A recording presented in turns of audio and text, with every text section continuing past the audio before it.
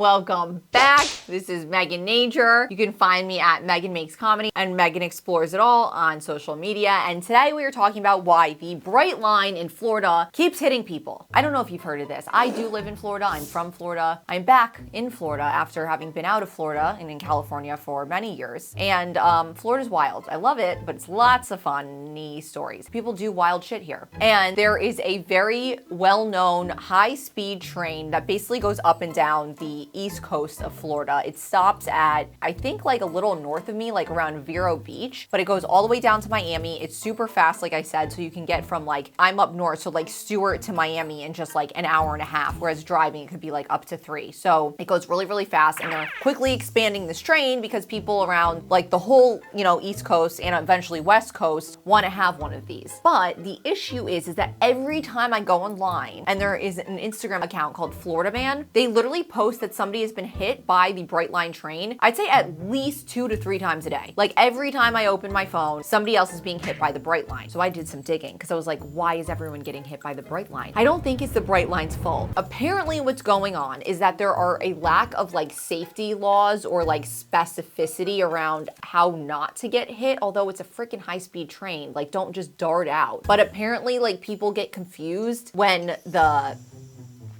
things come down. What's wrong with me? The train things that come down. Oh my God. What are... Okay, it's just a barrier. So when those come down, I guess like people are trying to quickly run through them or past it. And this train is so fast that it's just wiping them out. It's basically just been pedestrians who are walking who think they can beat it or are like confused. Although I literally live right near the Brightline and it's not very confusing. Like it's clearly a train track and the barriers come down when the train's coming and there's like a horn. They honk it several times. It's very loud. But I guess people are like, hey, fuck it. I'm gonna beat it anyways. And are trying to, I guess, like get ahead of this high-speed train, which is a really stupid move. So it's hitting pedestrians, people in cars who think that their cars can like somehow get past it, and then they're literally getting stuck on the tracks. Or apparently there's also been some homeless people who are just like stumbling around and then they get hit. Obviously it's all really sad, but when I kept seeing this, I was like, why is this train hitting so many people? We gotta ban the Brightline. And then I dug in and I was like, it's just people being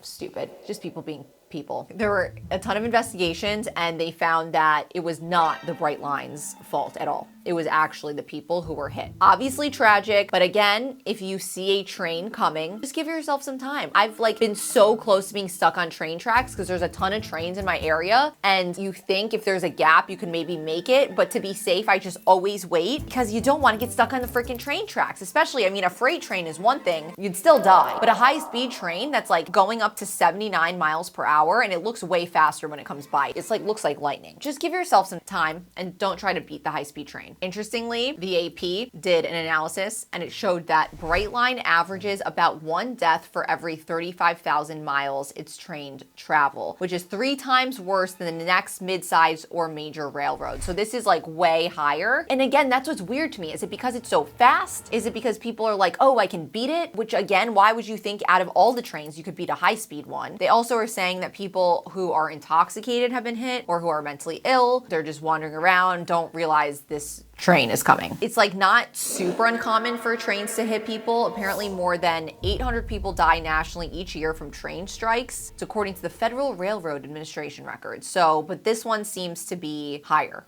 This is higher.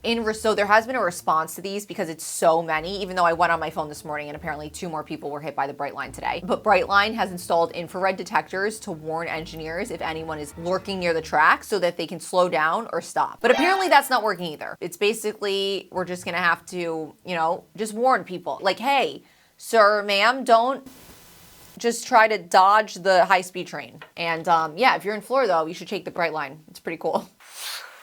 When it's not killing people. Okay, bye.